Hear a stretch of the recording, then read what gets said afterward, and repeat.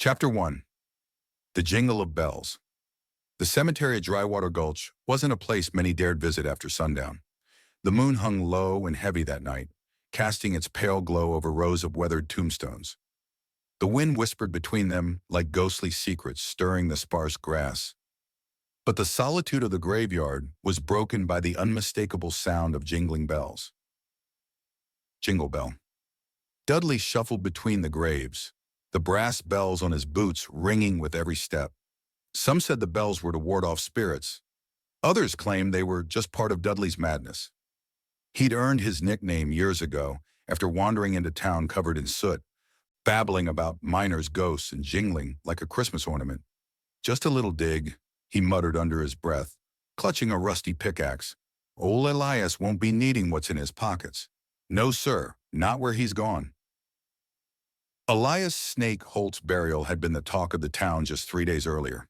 An outlaw with a reputation as slippery as his nickname, Holt had finally been caught and hanged for a string of bank robberies and murders. But as Dudley stood over the fresh mound of dirt, he didn't see a dangerous criminal. He saw opportunity. He dug feverishly, the dirt flying in all directions. Beads of sweat trickled down his brow despite the cool night air. His boots jingled louder with each strike of the pickaxe. "Easy now, Dudley," he whispered to himself. "Don't want to wake nobody." The pickaxe struck wood with a dull thunk. Dudley grinned.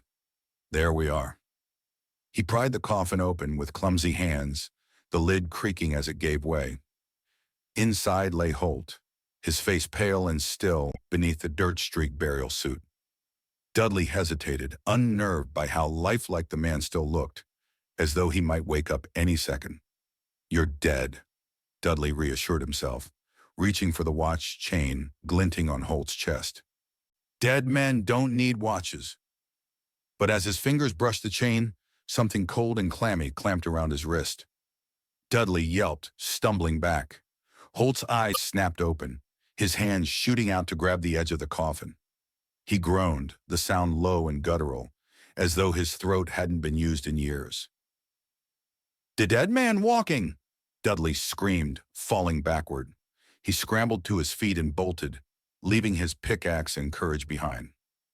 Chapter 2. A Lunatic's Tale. Sheriff Jasper Redmond leaned back in his chair, boots propped on the desk. The crackling of the wood stove was the only sound in the office until the door slammed open, nearly knocking it off its hinges. Dudley burst in, panting and pale, his bells jingling madly. "Sheriff," Dudley gasped, "the dead are rising. Holt's come back." Sheriff Redmond didn't even flinch. He glanced up from his coffee, his weathered face impassive. "What in the hell are you babbling about now, Dudley?" "It's true," Dudley insisted. "I saw him. I was just, he faltered, realizing he'd have to admit to grave robbing. "I happened to be passing through the cemetery, and there he was, sitting up like he was just taking a nap."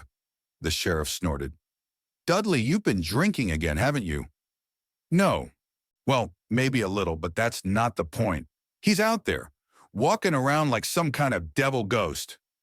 Before Redmond could respond, the door swung open again. This time, Rattler Griggs stomped in, shotgun slung over one shoulder and fury in her eyes.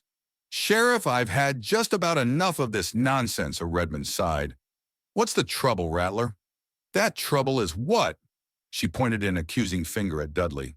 "That lunatic's bells woke me up, and now my horse, Calico, is missing. And wouldn't you know it, I saw some filthy, mud-soaked scoundrel in a burial suit riding her off like he owned the place." The sheriff sat up straight. "You saw someone?" "Sure as I'm standing here," Rattler said. "Looked like he climbed right out of a grave." She paused, her tone dripping with sarcasm. "Maybe Dudley's ghost friend decided to pay me a visit." Dudley jumped. "See? I told you. It's Holt. He's come back for revenge." Redmond held up a hand. "Enough. Rattler, where'd you see this man?" "Just outside my pasture," she said. "Tracks heading west toward the old creek bed." The sheriff grabbed his hat and holster. "All right, I'll take a look." "Dudley, you stay put. And Rattler—" "I'm coming with you," she interrupted. That horse cost me more than this town's worth, and I'm not sitting idle while some lunatic ghost thief rides her into the sunset. Redmond frowned but nodded. Fine, but keep that shotgun pointed at the ground unless I say otherwise. Chapter 4. The Trap. The abandoned mine was a jagged scar in the landscape, its gaping entrance swallowing the moonlight. Redmond motioned for Rattler to stay back as they approached. Stay quiet, he whispered. We don't know how many we're dealing with. Rattler nodded, cocking her shotgun. The sheriff slipped inside first, his revolver drawn. The mine was damp and cold, the faint scent of sulfur clinging to the air. Faint voices echoed from deeper within. Redmond followed the sound, his boots silent on the dusty floor. Rattler trailed behind, her sharp eyes scanning every shadow. They stopped at a bend in the tunnel. Beyond it, flickering torchlight illuminated a group of men huddled around a makeshift table. Redmond counted 4, including a man in a burial suit who stood at the head of the group. Snake Holt, Rattler whispered, her voice dripping with disbelief. Redmond narrowed his eyes. No, that's no ghost. The man in the burial suit leaned over the table, laughing as he divided a pile of gold coins. Boys, he said, his voice echoing through the mine. I told you this plan would work like a charm. That sheriff will be chasing ghosts while we ride out of here, rich men. One of the men chuckled. You sure did look the part, Elias. Muddy suit and all. Had to sell it, Elias said, grinning. And with that idiot gravedigger running scared, the whole town will be talking about Snake Holt's ghost for weeks. Rattler scowled. He's bragging about stealing my horse. Easy, Redmond said. We've got the upper hand. He gestured for her to follow him around the bend.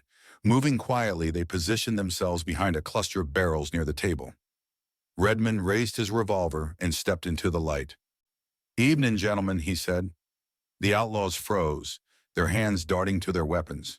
Don't, Redmond warned, his voice calm but firm. There's a shotgun pointed at your backs, and I wouldn't test the lady's aim if I were you. The man in the burial suit, Elias, turned slowly, his face pale. Sheriff Redmond, he said with a nervous grin. Fancy seeing you here. Cut the act, Elias, Redmond said. You're under arrest, and so are your boys. Elias's grin faltered, but his hand twitched toward the pistol at his side. Don't even think about it, Rattler said, stepping out of the shadows. She leveled her shotgun at his chest. I've got a bone to pick with you about my horse. Elias hesitated, his eyes darting between Redmond and Rattler. Then, with a sudden yell, one of the outlaws flipped the table, sending coins scattering across the ground. The gang dove for their guns and chaos erupted. Chapter 5. Gunfire and Justice. The mine filled with the deafening crack of gunfire. Redmond fired twice, dropping one of the outlaws before ducking behind a barrel. Rattler took aim at another man, her shotgun roaring as the blast knocked him off his feet. Elias bolted for the tunnel, his burial suit flapping behind him. He's running, Rattler shouted. Redmond leapt over the fallen table, pursuing Elias through the narrow tunnel. The outlaw fired wildly over his shoulder, the shots ricocheting off the walls. You're not getting away this time, Elias, Redmond called. Elias stumbled as his foot caught on a loose rock, sending him sprawling. Before he could recover, Redmond was on him, pressing the barrel of his revolver to his temple. It's over, Redmond said. Elias glared up at him, panting. You think this ends here? I'll have men coming after you, Sheriff. You'll never sleep easy. Then I guess I'll be sure to leave the light on, Redmond replied, hauling him to his feet. Chapter 6. The Truth Unveiled. The morning sun bathed Drywater Gulch in golden light as townsfolk gathered outside the jail, whispering and pointing at the mud-covered figure of Elias Snake Holt behind the bars. Sheriff Redmond stood on the wooden porch, arms crossed, addressing the crowd. For anyone who still believes in ghosts, he announced, I've got news for you. Holt's no specter, just an outlaw with enough dirt on him to fool the superstitious. A few chuckles rippled through the crowd, but some faces remained wary. Rattler Griggs, leaning on her shotgun nearby, rolled her eyes. If folks want to believe in ghost stories, Sheriff, let 'em. Keeps the troublemakers nervous.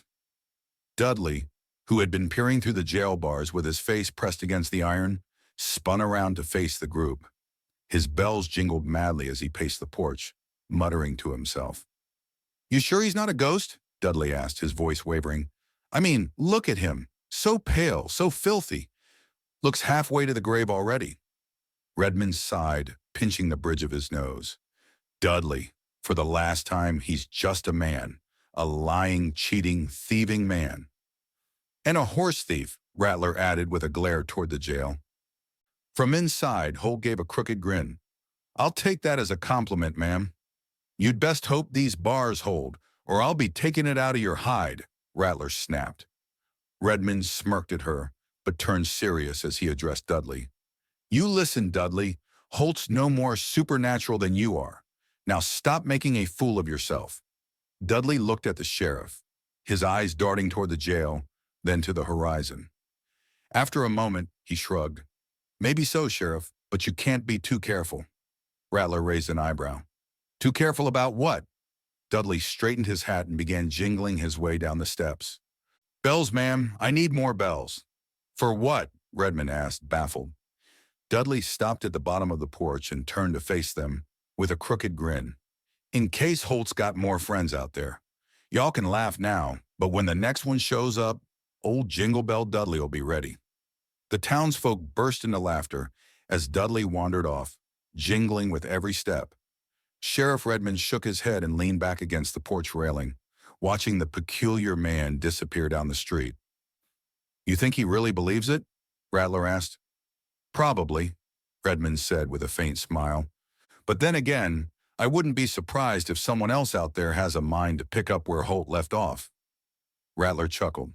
"Well, Dudley's bells will scare off anything, living or dead." The sheriff tipped his hat. "Let's hope so."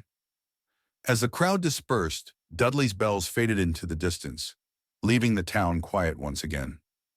But for the first time in weeks, Drywater Gulch felt like it could breathe easy, at least until the next round of trouble came jingling into town.